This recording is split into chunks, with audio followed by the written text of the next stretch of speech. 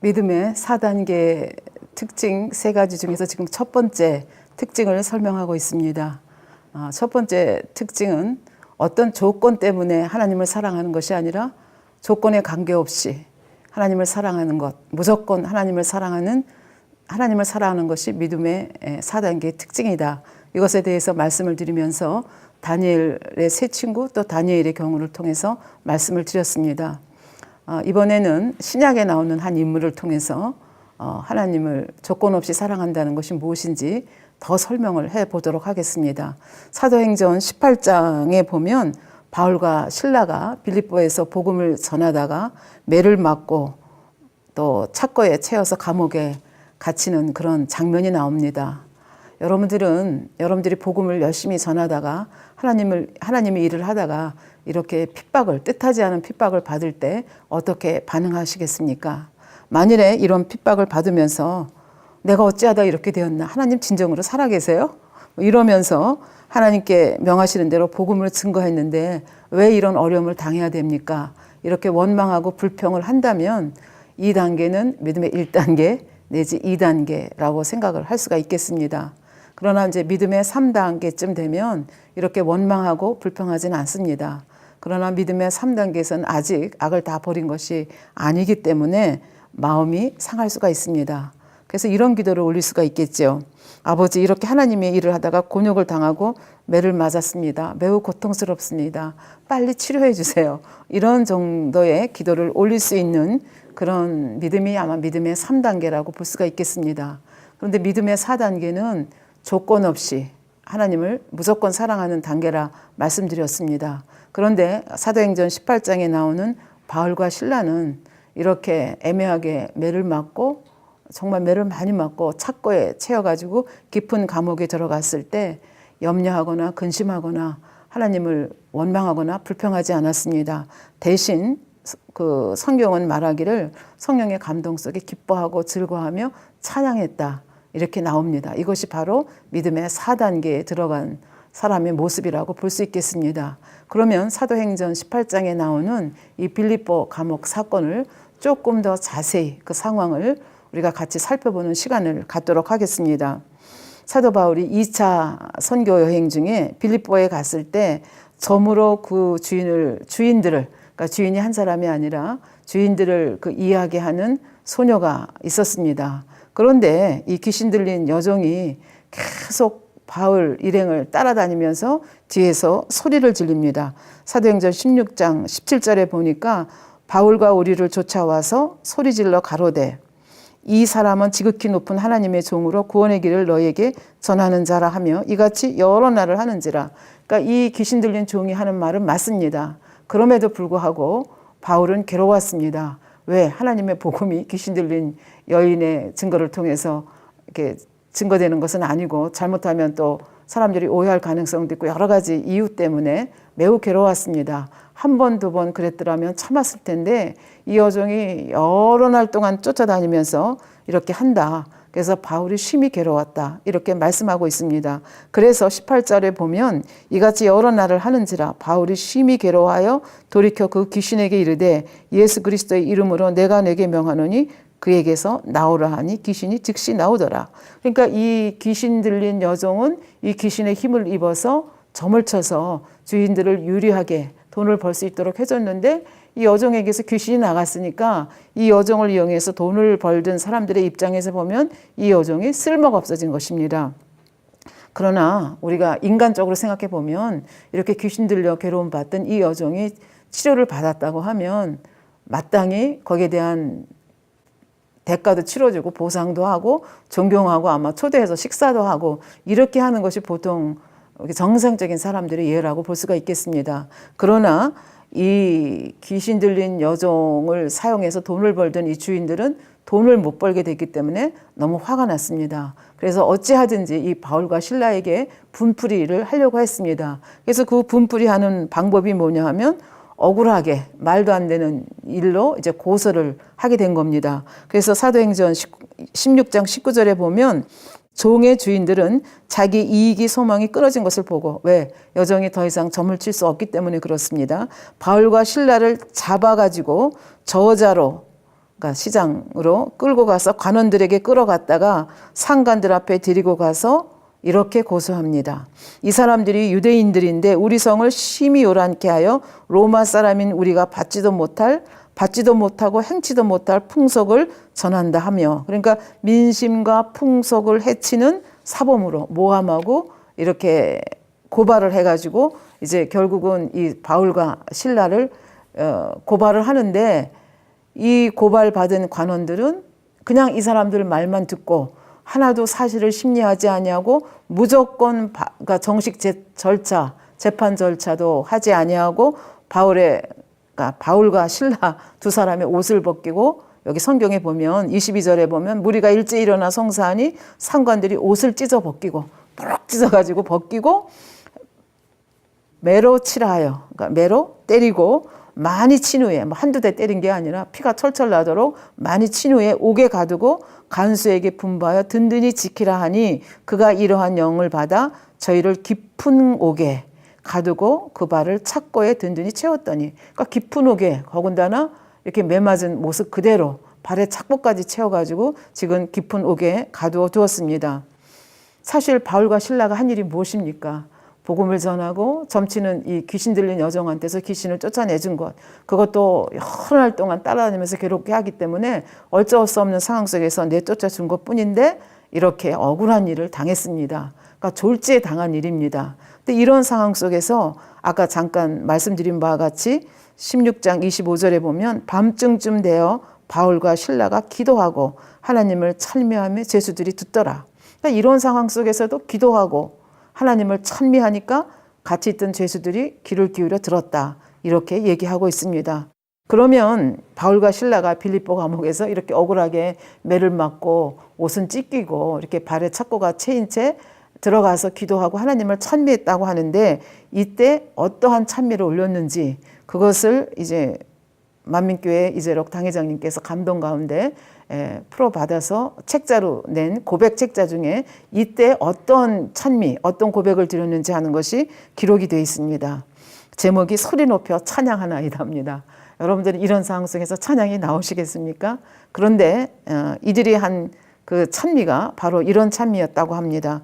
기뻐 찬양하나이다. 모든 이름에 뛰어나신 크신 이에게 이 입이 있으되 주를 찬미하게 하심도 내게는 감사뿐이나이다. 그렇게 감옥에 들어앉아서도 그 매를 맞고 억울한 일을 당하도 입을 열어서 찬양할 수 있는 것을 감사하다. 이렇게 고백하고 있습니다. 이 모든 이들 위에 계신 분은 오직 아버지이심을, 우리 주이심을 찬양하나이다. 내 힘을 다해 크신 이를 찬양하나이다. 그러니까 감옥에서 구해주셔서 찬양하는 것이 아니고, 매를 맞지 않게 해주셔서 찬양하는 것이 아니라 복음을 전하다가 이유도 없이 선한 일 하다가 이렇게 매를 맞았음에도 불구하고 예수 그리스도의 이름 때문에 이런 일을 당할 수 있다는 것, 이거 자체를 기뻐하고 감사했다는 그런 얘기가 되겠습니다. 바로 이렇게 어떤 조건 때문에 감사한 것이 아니라 주를 위해서 매를 맞을 수 있고 주를 위해서 이런 일을 할 수 있다는 것 자체를 기뻐하고 감사했다. 이런 얘기지요. 그런데 그날 밤에 그 26절에 보면 호련히 큰 지진이 일어났, 이렇게 찬양할 때 지진이 일어났다 그랬습니다. 옥터가 움직이고 문이 곧 다 열리며 모든 사람이 메인 것이 다 벗어졌다 그랬습니다. 더군다나 사도 바울과 이 실라는 발이 착고에 매어 있다고 했는데 그게 그냥 스르르 풀린 겁니다. 그러니까 감옥터가 흔들리고 문이 다 활짝활짝 열리고 착고가 뭐 이렇게 다 이렇게 풀어졌으니까 지금 말하자면 자유의 몸이 된 것입니다. 얼마든지 그 감옥을 나갈 수 있는 조건이 형성됐다고 볼 수 있겠죠. 그럼 보통 신앙을 가진 사람들이면 어떻게 고백을 했겠습니까?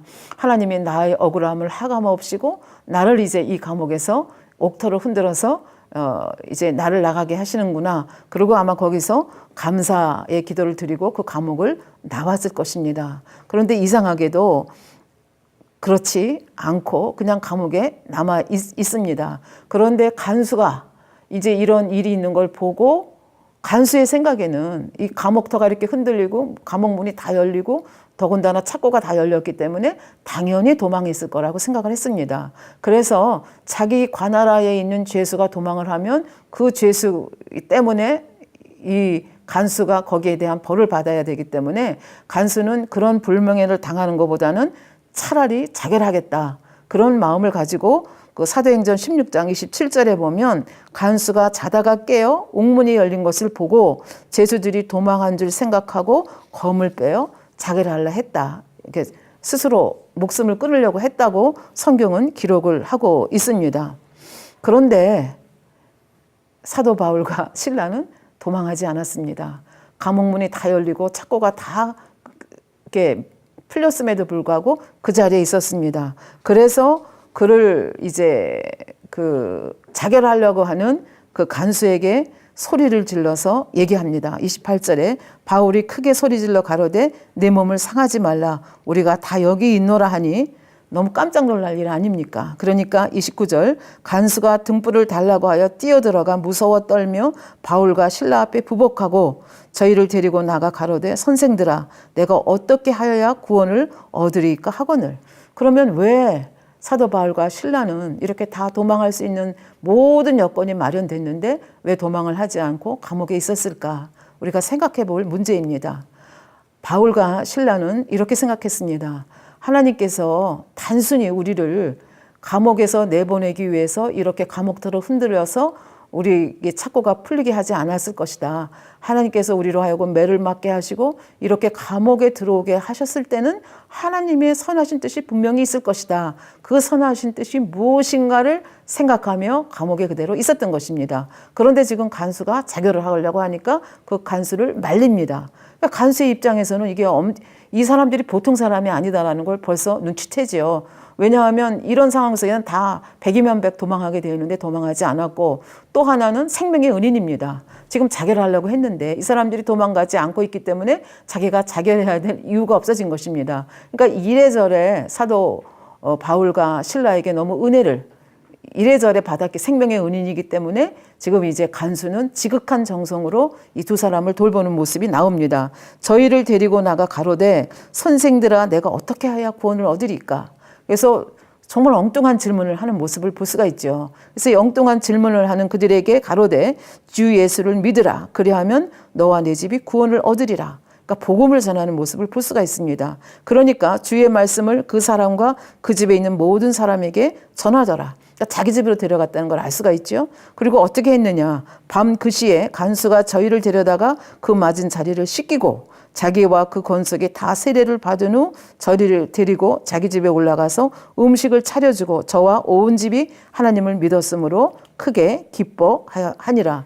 그러니까 사도 바울과 실라는 알았습니다. 하나님이 이렇게 자기들에게 감옥들을 흔들리게 하고 자기들을 이렇게 자유롭게 해준 데는 분명히 이유가 있을 것이다. 근데 그 이유가 구원의 복음을 전하기 위한 것이라는 것을 알고 그 간수와 그 온 집안 식구들에게 이 복음을 전한 것을 볼 수가 있습니다. 그리고 그들이 그 복음을 받아들이고 다 세례를 받았다고 설명을 하고 있습니다. 그래서 하나님이 이렇게 이 감옥터를 흘리게 하시고 흔들리게 하고 착고가 이렇게 벗어지게 한 이유는 단순히 감옥에 들어왔다가 너 이제 해방이야. 그리고 하나님이 우리를 구원해 주시기 위한 그것만이 아니라 더 큰 하나님의 목적이 있겠구나. 그러니까 내 유익을 구하는 마음. 사실 유익을 구하는 마음이 아니라 인간의 본능이라고 볼 수 있겠죠. 그거 넘어서 하나님의 마음을 읽은 겁니다. 하나님께서 무엇을 원하셨을까? 그래서 그 자리에 그대로 남아있다가 결국 간수와 그 온 집안 식구들이 구원을 받는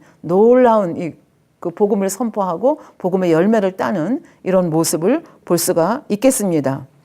그리고 이제 이렇게 복음을 전하고 이제 밤사이에 엄청난 일이 벌어졌죠. 그런데 이런 사실을 모르고 상관들은 마치 어제 그 두 사람을 옷을 찢고 매를 많이 때리고 착고에 넣은 게 언제 그랬느냐 싶게 없었던 일로 생각을 하고 내보내라고 그렇게 이제 명령을 내리는 모습을 볼 수가 있겠습니다. 그랬더니 그러니까 이제 사람들이 와서 너희들이 이제 해방됐어 나가 이렇게 얘기를 하니까 사도 바울이 이렇게 그들에게 얘기합니다. 37절에 보면 바울이 이르되 로마 사람인 우리를 죄도 정치하냐고. 로마인들은 죄 정치하냐고 때릴 수가 없거든요. 그러니까 재판을 받은 다음에 그 재판의 결과에 따라서 처리를 해야 되는데 지금 재판도 하지 않냐고 무조건 때렸잖아요. 그러니까 누가 잘못을 한 겁니까? 이 상관들이 잘못한 것입니다. 그러니까 그걸 지적을 하는 거죠. 정치하냐고 공중 앞에서 저자로 끌고 갔다 그랬잖아요. 공중 앞에서 때리고 옥에 가두었다가 이제는 소리 소문 없이 가만히 우리를 내어보내고자 하느냐?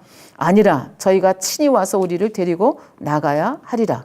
그러니까 상관들이 와서 우리한테 사과하고 데리고 나가라는 얘기를 하는 거죠. 그래서 여기서 자기도, 그러니까 바울도 신라도 로마인이라는 사실을 지금 밝히는 모습을 볼 수가 있겠습니다. 그러니까 이 말을 전해들은 상관들은 자기들이 잘못했으니까 결국은 와가지고 제자들을 데리고 나가게 됩니다. 그래서 38절에 보면 아전들이 그 말로 상관들에게 고하니 저희가 로마 사람이라 하는 말을 듣고 두려워하여 39절에 와서 권하여 데리고 나와 성에서 떠나기를 청하니 제발 빌립보 성을 떠나주십시오. 이렇게 얘기하는 거예요. 왜? 그 돈을 못 벌게 이제 주인들이 너무 소란을 피우니까 제발 여길 조용하게 떠나주십시오 하고 얘기하는 거죠. 40절에 보면 두 사람이 옥에서 나와 루디아의 집에 들어가서 형제들을 만나보고 위로하고 가니라. 그래서 빌립보 성을 떠나는 장면이 나옵니다. 우리는 이 사건을 통해서, 빌립보 감옥 사건을 통해서 이 사도 바울이 또 신라가 얼마나 하나님을 사랑하는지, 그리고 얼마나 동시에 영혼들을 사랑하는지 하는 것을 알 수가 있습니다.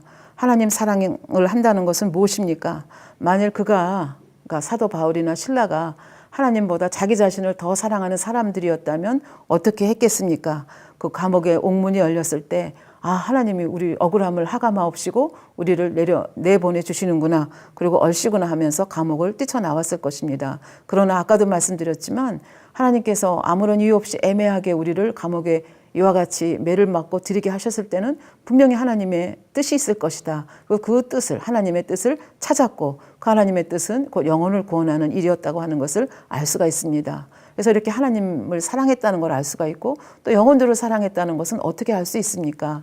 예를 들어서 감옥의 문이 흔들리고 창고가 이렇게 다 열어져서 도망갈 수 있는 상황이 되었을 때 그 간수에게 긍휼의 마음, 측은한 마음을 갖는 것이 아니라 너도 한 통속이야.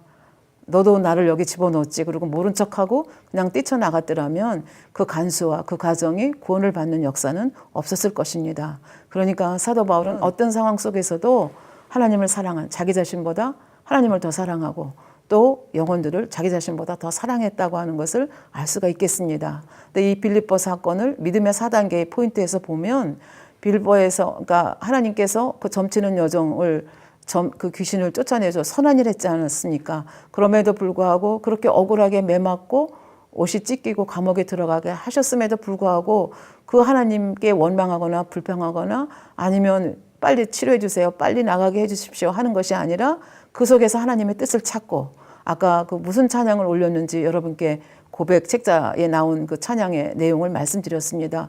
어떤 상황 속에서도 하나님 항상 기뻐하라 하신 데살로니가전서 5장 말씀대로 항상 기뻐하고 기도하고 감사하는 마음을 가졌다 하는 것을 알 수가 있었습니다. 이것이 바로 무조건적으로 조건 없이 하나님을 사랑하는 사랑의 모습이다, 이렇게 볼 수가 있겠습니다.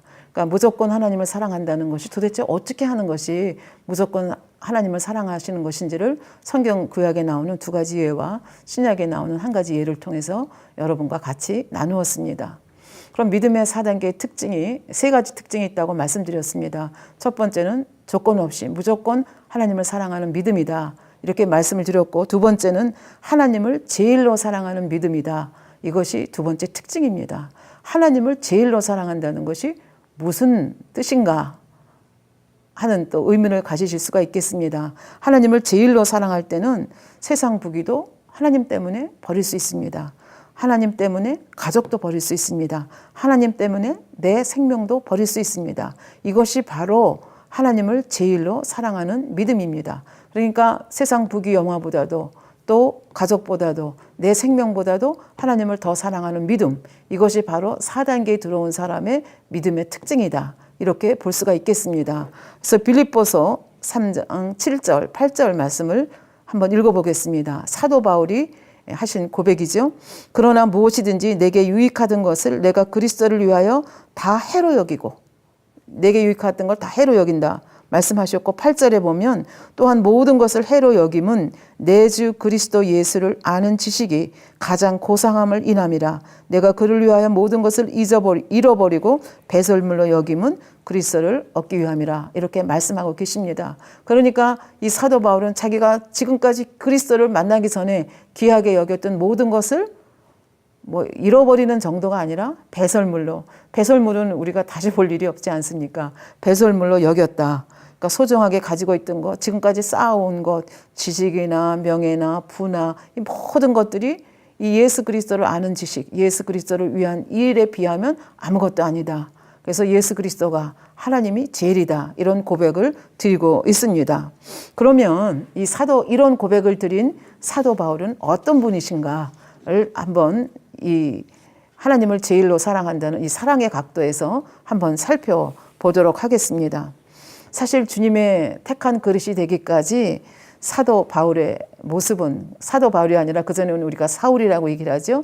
사울의 모습은 그렇게 바람직한 모습은 아니었습니다. 성경에 보면 사도행전 8장 1절에 보면 사울이 그의 죽임을 마땅히 여기더라. 여기서 그의 죽음이라고 하는 것은 초대교회에서 7명의 집사님을 뽑았죠. 그 중에 한 분인 스데반 집사를 얘기합니다. 이 스데반 집사님이 유대인의 그릇된 신앙을 지적을 하다가 결국은 유대인들이 신성 모독죄로 몰아서 돌로 쳐서 스데반 집사를 죽이게 됩니다. 말하자면 스데반 집사는 기독교의 첫 순교자다. 이렇게 볼 수가 있겠습니다. 그때 이 사울은 어디에 있었는가?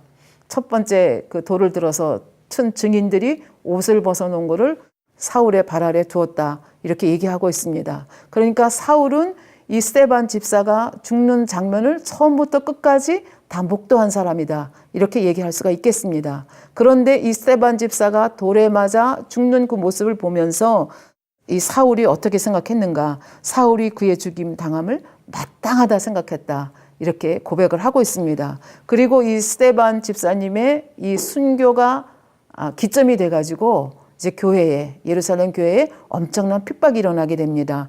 1절 후반절에 보면 그날에 예루살렘에 있는 교회에 큰 핍박이 나서 사도 외에는 유다와 사마리아 모든 땅으로 흩어지니라. 그러니까 거기 살 수가 없는 거예요. 너무 핍박이 심해서. 그런데 이 청년 사울이 어느 정도로 또 이 교회를 핍박하는 자였느냐 하는 것이 사도행전 8장 3절에 나옵니다.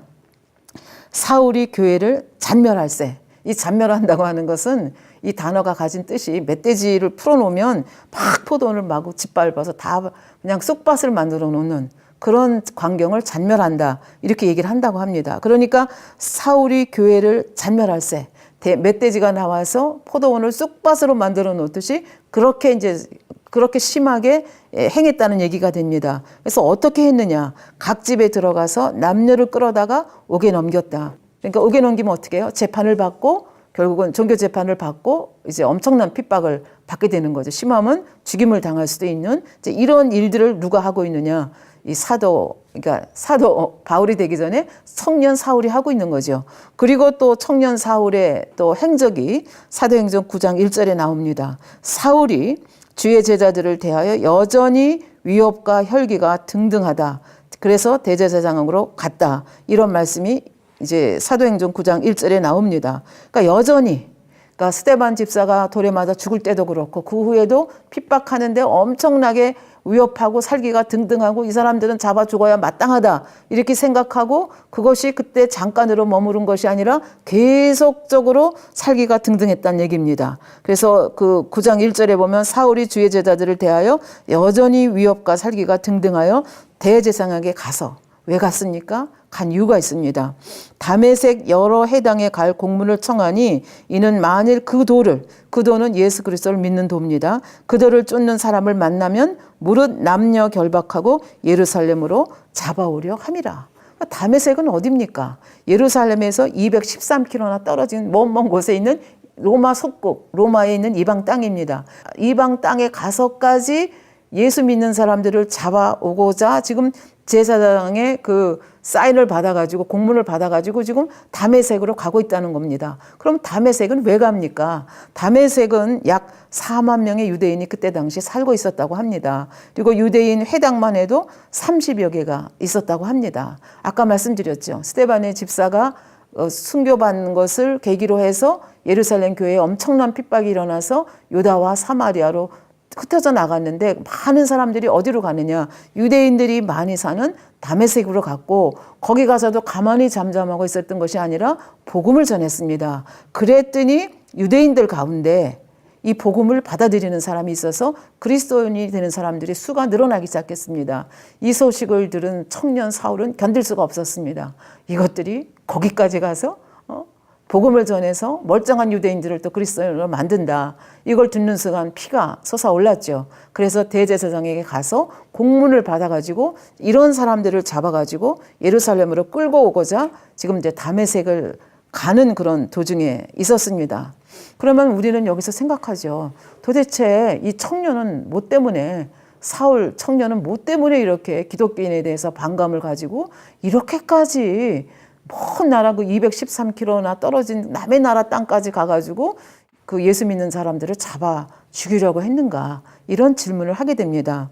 사울 청년은 성품적으로 볼 때 부모의 기로 인해서 아주 의가 강한 그런 성격이었다고 합니다. 그리고 자존심이 매우 강했습니다. 그리고 다른 사람들에 대한 나는 똑똑해, 나는 훌륭해, 이런 우월의식을 많이 가지고 있고 자기 밑에 사람 있기를 원하는 그런 성품이었다고 합니다. 그런가 하면 한편으로는 늘 궁구하고 탐구하는 자였기 때문에 어떤 한 가지에 대해서 집착을 가지게 되면 끝을 보는 그런 성격을 가지고 있었다고 합니다. 청년은 그런 유대인 중에 유대인이라고 얘기하죠. 가말리알 문화에서 이제 교육을 받은, 그래서 그 사도행전 22장 3절에 보면 나는 유대인으로 길리게아 다소에서 낳고 이성에서 자라 가말리알, 그러니까 나기는 다소에서 나고 거기서 자랐지만 어디로 유학을 온 거예요? 유다 땅으로 그 유학을 와서 유명한 학자 가말리알 문화에서 우리 조상들의 율법에 엄한 교육을 받았고 그 교육 받은 대로 오늘 너희 모든 사람처럼 하나님께 대하여 열심히 있던 자라, 열심히 있는 자라, 이런 고백을 본인이 했습니다. 그러니까 하나님을 너무 사랑하고 하나님에 대해서 열심히 있는 이런 사람인데 자기들이 지금까지 배워온 것하고 비교를 하면 그 십자가에 못 박혀 죽은 예수라는 사람이 하나님의 아들이라고 그러고 구세주라고 하고 뭐 부활했다, 이런 거는 자기가 지금까지 배워오고 자기가 지금까지 쌓아온 학문 지식에는 이게 말도 안 되는 일이었기 때문에 이 말도 안 되는 이 무리들을 척결해야 된다고 생각을 했기 때문에 이렇게 열심으로 예수 믿는 사람들을 죽이려고 앞장을 섰던 것입니다. 그런데 이렇게 다메섹으로 가던 이 어떻게 보면 극악무도한 이 포학자, 본인도 자기를 포학자라고 얘기했거든요. 이 사람을 하나님께서 은혜의 빛을 비춰주셔서 만나는 장면이 나옵니다. 그래서 거기서부터 180도 변화되거든요. 그러면 우리는 생각합니다. 이렇게 예수 믿는 사람들을 잡아 죽이고 이렇게 포악했던 사울이라고 하는 청년을 왜 주님께서 만나 주셨는가라고 하는 질문을 하게 됩니다. 그 질문은 그 청년 사울의 변개하지 않는 중심, 이것이 한번 옳다 그러면 목숨이 날아가도 변개치 아니하고, 그것이 설사 많은 사람을 죽이는 일이라 할지라도 변개치 아니하고 나가는 그 중심을 하나님께서 보시고, 지금은 잘 몰라, 진리를 몰라서 그렇지만 진리를 잘 분별하게 되면 그 열심, 그 중심을 가지고 하나님 나라를 위해서 크게 사용될 수 있는 그 사람인 것을 하나님께서 알았기 때문에 우리 주님께서 이제 다메섹으로 가는 이 사울을 만나 주시는 그런 장면이 나옵니다. 사도행전 9장 3절 4절에 보면 사울이 행하여 다메섹에 가까이 가더니, 거의 다메섹에 가까이 갔을 때 호련히 하늘로서 빛이 저를 들러 비추는지라. 그래서 이 사도 바울의 자기 간증에 대해서는 사도행전에서 세 군데 나오거든요. 그래서 세 군데를 종합해서 보면 지금 9장 3절에서는 그냥 호련히 하늘에서 빛이 저희를 둘러 비쳤다 이렇게 나오지만, 또 다른 곳에 보면 이때가 정오였다고 합니다. 정오는 햇빛이 가장 강하게 비칠 때죠. 햇빛이 찬란하게 비치는데 그 빛이 아니라 할 정도로 굉장히 강한 빛이 사울을 둘렀다는 얘기입니다. 그러니까 그 빛이 너무 강해서 무슨 일이 벌어졌느냐. 4절에 보면 땅에 엎드러져 들음에 소리 있어 가라사대. 그러니까 빛이 너무 찬란해서 고개를 숙일 수밖에 없었고 엎드러졌더니 무슨 소리가 들리는 거예요. 근데 그 소리가 옆에 있는 사람에게는 들리지 아니하고 지금 사울이라는 청년에게 들리는 겁니다. 뭐라고 소리가 들렸는가 하면 사울아 사울아, 두 번씩이나 다정하게 자기 이름을 불러주셨습니다. 내가 어찌하여 나를 핍박하느냐, 이렇게 물으니까 나를 핍박한다고 하니까 물을 수밖에 없지 않습니까? 고개를 숙인 그 가운데서 5절에 보면 대답하되 주여 니시니까 하고 물었더니 나는 내가 핍박하는 예수라. 얼마나 깜짝 놀랐겠습니까? 그래서 6절에 보면 내가 일어나 성으로 들어가라. 행할 것을 내게 이를 자가 있느니라. 같이 가던 사람들은 소리만 듣고 아무도 보지 못하여 말을 못하고 섰더라. 뭐 무슨 소리가 들리거나 근데 무슨 소리 정확하게 듣지 못했고 뭔가가 지금 사울 청년에게 일어났다는 것을 느끼는 거죠. 사울이 땅에서 일어나 눈을 떴으나 아무것도 보지 못하고 사람의 손에 이끌려. 그러니까 갑자기 눈이 먼 겁니다. 너무 강한 빛이 비쳤기 때문에 앞을 못 보게 된 거죠. 그러니까 멀쩡하게 지금까지 온 청년이 눈이 안 보여가지고 다른 사람들이 이끌어 가야만 갈 수 있게 된 겁니다. 그래서 이제 그 다음 절을 보면은 사흘 동안을 보지 못하고 사흘 동안에 말하자면 소경이 된 거죠. 보지 못하고 식음을 전폐하니라. 그러니까 금식기도 했다고 하는 것을 알 수가 있겠습니다. 그래서 이렇게 시력을 잃고 3일 동안 이제 금식을 하고 난 이 사람에게 하나님께서 아나니아라고 하는 이 다메섹에 사는 유명한 유대인을 택하셔서 이 사울을 인도할 준비를 하십니다. 그래서 10절에 보면 그때에 다메섹에 아나니아라는 제자가 있더니 주께서 환상 중에 불러 가라사대 아나니아야 하시거늘 대답하되 주여 내가 여기 있나이다 하니 주께서 가라사대 일어나 집가라 하는 거리로 가서 유다 집에서 다소 사람 사울이라 하는 자를 찾으라. 저가 기도하는 중이라. 저가 아나니아라 하는 사람이 들어와서 자기에게 안수하여 다시 보게 되는 것을 보았나니라. 그러니까 하나님께서 3일 동안 눈이 감긴 채 아무것도 보지 못하고 식음을 전폐하고 금식 기도하는 이 사울 청년에게 환상을 보여주신 거예요. 그리고 아나니아라고 하는 사람이 자기한테 와서 안수할 때 자기 시력이 회복되는 것을 보았거든요. 그러니까 너는 집가라 하는 겨루 유다의 집에 가면 바로 그 사울이라는 청년이 있으니까 그 청년에게 가서 안수하라 이 말입니다. 근데 아나니아가 아멘 하고 간 것이 아니라 이의를 제기합니다. 13절에 보면 아나니아가 대답하되 주여 이 사람에게 대하여 내가 여러 사람에게 듣사온즉 여러 사람에게 내가 들었다는 얘기예요. 그가 예루살렘에서 주의 성도들에게 적지 않은 해를 끼쳤다 하니 예루살렘이 핍박이 심했다 그랬잖아요. 거기 주동자 중에 한 사람이 누구예요? 사울이라는 청년입니다.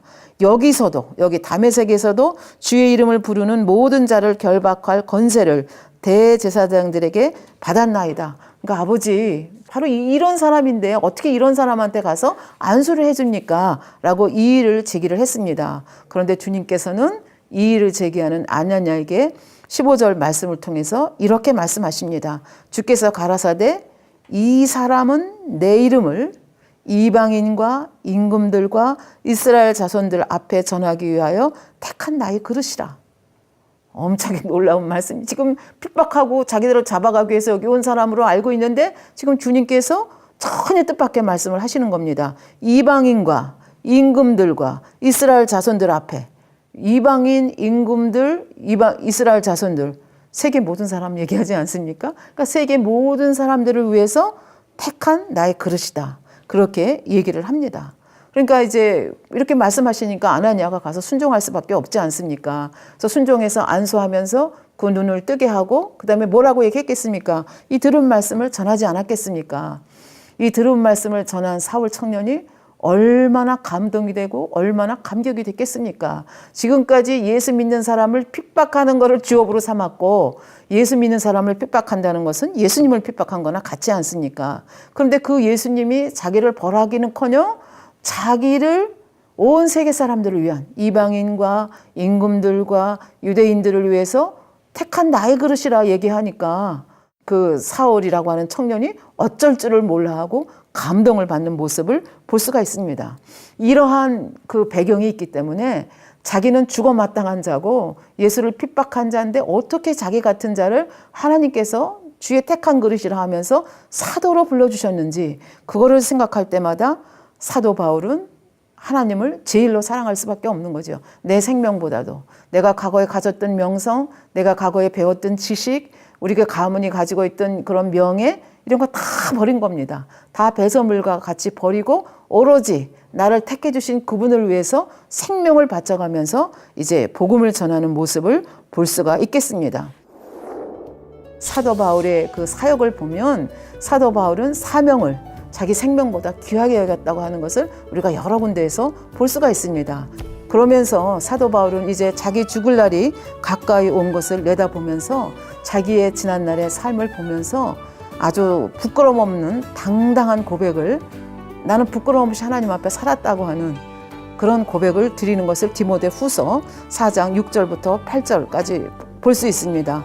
그래서 사도 바울은 정말 이 땅에서도 좋은 가문에서 태어나고 좋은 교육받았고 명예도 있고 정말 부족한 것이 없는 사람이었는데 그 모든 것을 다 주의를 위해서, 주의 나라를 위해서 배설물같이 버리고 전국에는 자기 생명까지도 버려서 하나님을 사랑한, 그러니까 믿음의 4단계 이상의 사랑이 바로 이런 사랑이거든요. 그러니까 하나님을 제일로 사랑하는 사랑이 어떤 사랑이냐, 생명까지도 아깝다 하지 않고 버릴 수 있는 사랑, 이런 사랑이, 이 순교적인 사랑이 바로 이제 믿음의 4단계의 사랑이다, 이렇게 볼 수가 있겠습니다. 그러면 사도 바울만 이런 길을 갔습니까? 그렇지 않습니다. 그 예수님의 12제자들이 결국은 부모와 처자와 형제와 자매와 자기 목숨까지도 하나님의 나라보다 더 귀하게 여기지 아니하고 결국은 순교의 삶을 사셨거든요.